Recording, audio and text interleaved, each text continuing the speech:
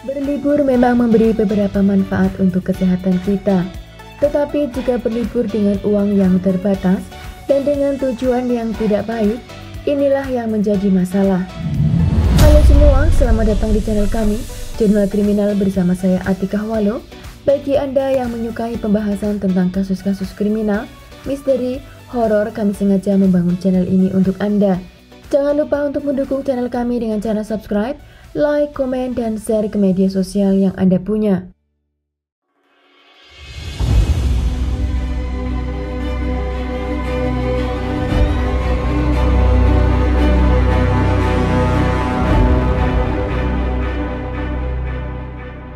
Kasus hari ini adalah hilangnya turis Amerika di negara Turki. Turis yang hilang pada tahun 2013 itu adalah wanita yang bernama Sarai Syara. Dia berumur 33 tahun, dia telah menikah dengan seorang yang bernama Stephen dan mereka telah hidup bersama selama 14 tahun. Dalam pernikahan mereka dikaruniai 2 orang anak, 9 tahun dan 11 tahun. Sarai tinggal di kota New York dan kehidupannya sangat simpel, dengan penuh perjuangan untuk membangun keluarga mereka dan membesarkan kedua buah hatinya. Sarai belajar untuk menjadi fotografer dan dia sangat mengagumi arsitek bangunan yang ada di Istanbul, Turki. Untuk menggapai mimpinya bisa memotret gedung-gedung bangunan di Turki, dia harus susah payah mengumpulkan uang untuk perjalanannya ke sana. Kemudian dia dan teman sekolahnya di fotografer merencanakan untuk melakukan perjalanan bersama ke Istanbul. Tetapi di tengah rencana itu, temannya tiba-tiba memutuskan untuk tidak pergi dengannya karena dia tidak memiliki uang yang cukup dan saat itu keadaannya sedang resign. Akhirnya Sarai memutuskan untuk pergi sendiri dan mulai perjalanannya pada tanggal 7 Januari tahun 2013, di mana dia akan menghabiskan waktu liburnya sampai pada tanggal 25 Januari.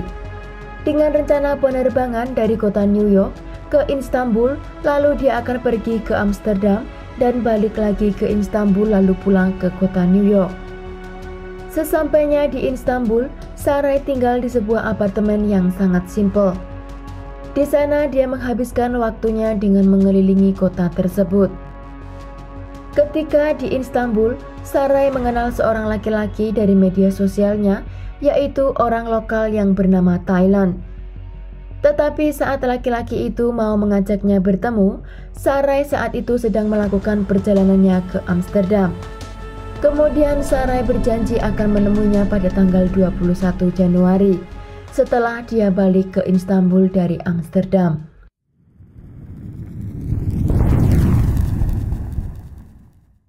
Di sepanjang perjalanannya, dia tidak sehari pun lepas kontak dari suami dan juga anak-anaknya yang berada di kota New York.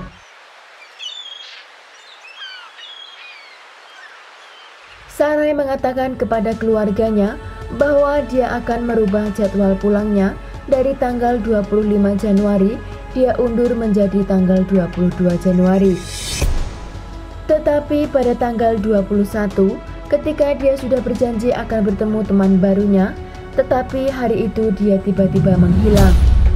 Suami dan keluarganya tahu jika Sarai menghilang pada tanggal 22, di mana mereka sedang menunggu kedatangan Sarai di bandara, tetapi dia tidak muncul di sana. Karena kecemasan suaminya, dia segera menghubungi pihak perusahaan yang ada di airport itu dan menanyakan jika istrinya melakukan penerbangan di hari itu. Tetapi perusahaan dari penerbangan tersebut mengatakan bahwa tidak ada penumpang dengan nomor tiket dan nama istrinya. Kemudian Stephen melaporkan kehilangan istrinya kepada kepolisian di kota New York dan memintanya untuk melakukan pengecekan terhadap istrinya di tempat ia menginap. Kepolisian Turki yang menerima informasi tersebut langsung bergegas untuk melakukan pengecekan di apartemen yang telah disewa Sarai.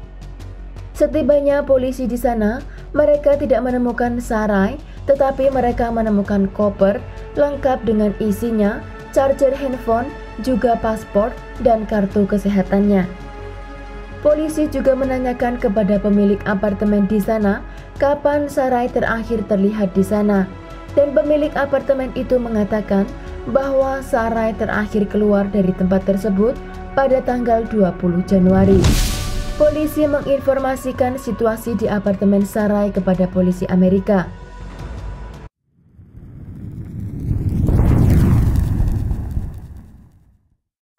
Karena kasus ini menyangkut nama bangsa Turki, maka pemerintahan Turki menugaskan segera melacak keberadaan Sarai.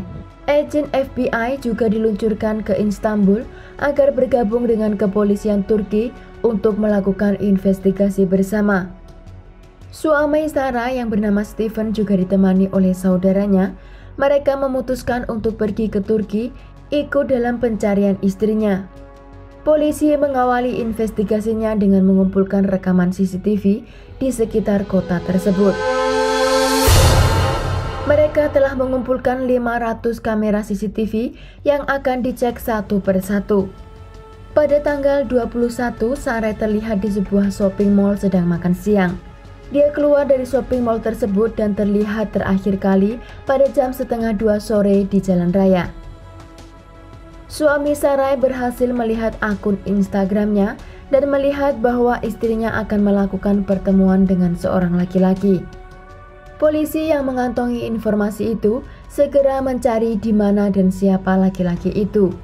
Ketika bertemu dengan laki-laki tersebut, polisi segera menanyakan keberadaan Sarai kepadanya.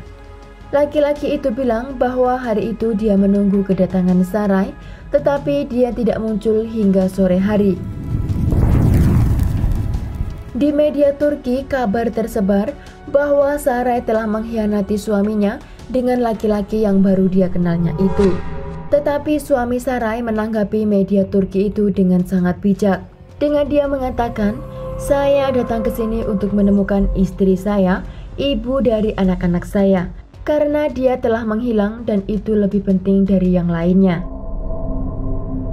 Karena kamera CCTV tidak menemukan titik terang tentang keberadaan Sarai, polisi pindah melakukan investigasi ke bandara, di mana Sarai terlihat di sana, keluar dan masuk lagi ke bandara Istanbul.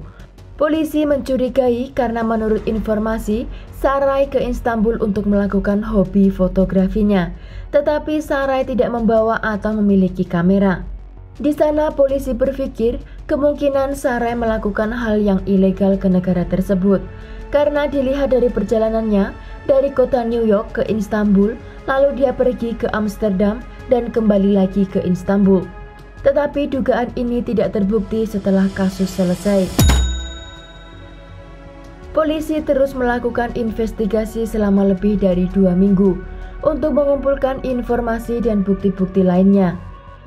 Polisi yang menelusuri jejak Sarai di Instagram, mereka menemukan bahwa Sarai sering melakukan foto di pinggiran rel kereta api. Maka polisi yang mengetahui spot-spot foto tersebut, mereka melakukan pencarian dan penelusuran di sana.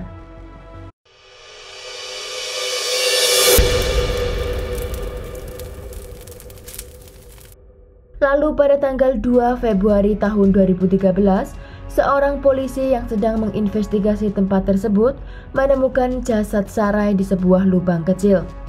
Di sana tubuh Sarai ditutupi dengan selimut dan kayu di atasnya, dengan Sarai hanya berpakaian kaos dan celana dalam. Tetapi di diri Sarai masih terdapat kalung, cincin dan gelang emasnya, di mana polisi menyatakan apa yang terjadi pada Sarai bukanlah kasus perampokan. Terdapat luka-luka di sekujur tubuh Sarai dan di mana kuku-kukunya ada yang putus, meyakinkan bahwa Sarai melakukan banyak perlawanan untuk keselamatan dirinya. Kematian Sarai disebabkan oleh pukulan keras di kepalanya. Lalu polisi menyebar di sekitar tempat kejadian dan mereka menemukan sebuah batu bata yang diduga adalah senjata untuk mengakhiri nyawa korban. Polisi juga menemukan putung rokok, darah milik pelaku, dan juga air mani di tubuh korban. Tetapi polisi meyakinkan bahwa Sarai bukanlah korban perkosaan. Pelaku hanya melakukan itu di luar. Maka itu tidak ditemukan celana jeans Sarai dan dia hanya menggunakan celana dalamnya. Setelah ditemukan tubuh Sarai, kemudian tempat itu ditutup karena banyak media lokal juga internasional mendatangi tempat tersebut. Polisi mendapat sebuah informasi jika ada seorang pengemis yang hidup di jalan sekitar tempat di mana ditemukan tubuh Sarai. Tetapi beberapa orang mengatakan bahwa pengemis itu tidak lagi duduk dan tinggal di sana setelah kabar ditemukan tubuh Sarai muncul di media dan televisi. Dan pengemis itu masih memiliki anggota keluarga, yaitu saudara perempuan. Polisi segera mencocokkan tes DNA yang telah dikoleksi dari tubuh korban dan juga di tempat kejadian dengan saudara perempuan pengemis ini. Ternyata hasil dari tes tersebut menyatakan positif. Polisi telah mengetahui siapa pelaku kejahatan itu, yaitu seorang laki-laki yang bernama Zia Tazali atau sering dipanggil dengan Lazia. Dia berumur 46 tahun. Dalam rekod kriminal, laki-laki ini telah melakukan beberapa kejahatan sebelumnya, hingga akhirnya dia menjadi seorang jalanan. Lazia melarikan diri dari Istanbul ke Ankara dan melanjutkan perjalanannya ke Syria dengan kartu identitas palsu, di mana dirinya tidak melalui pos imigrasi, tetapi dia memilih untuk jalan kaki dengan menerabas perbatasan. Setelah dia masuk ke negara Syria, dia bergabung dengan pasukan militer Syria dan terjun ke situasi peperangan, hingga dia terluka di kakinya dan harus dirawat di rumah sakit selama 10 hari. Di saat-saat itu, agen FBI mendapat informasi tentang keberadaan Lazia. Dan setelah mendapat laporan dari pemerintahan Turki, pemerintahan Syria mengirimkan Lazia kembali ke Turki untuk menjalani proses hukumnya. Dia dihukum pada bulan Maret tahun 2013. Menurut pengakuan pelaku, saat hari kejadian itu, dia melihat Sarai sedang berjalan sendirian dan dia sedang melakukan foto-foto di gedung tua itu. Di hari itu, pelaku sedang di bawah pengaruh substans dan dia melihat wanita yang sedang berjalan sendirian, lalu dia berdiri dan berkeinginan untuk mencium Sarai. Sarai yang merasa terkejut dengan perlakuan aneh si pelaku, dia melawannya dan berusaha lari, tetapi laki-laki itu tidak membiarkan dia pergi. Sarai mengambil handphonenya lalu memukul hidung pelaku hingga berdarah. Dan pelaku tidak terima akan perlakuan Sarai, maka itu ditemukan darah pelaku di tubuh Sarai. Kemudian mereka berdua berkelahi di tanah selama lebih dari 30 menit. Waktu Sarai berusaha melarikan diri, laki-laki itu segera mengambil batu bata dan mengayunkan batu bata tersebut tepat di kepala Sarai.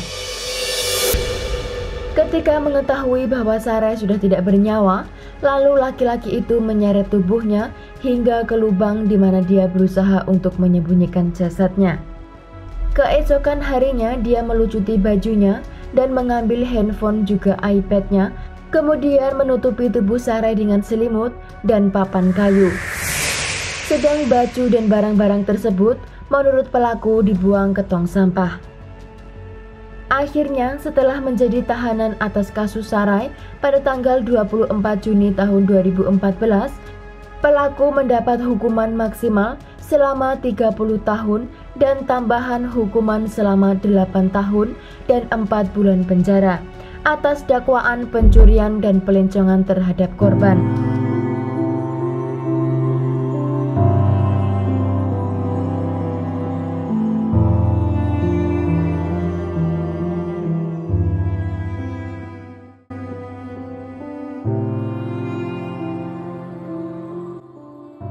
Sekian kasus hari ini, jangan lupa tinggalkan like dan komen.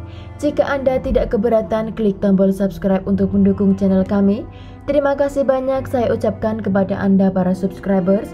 Sekian, sampai jumpa di kasus berikutnya.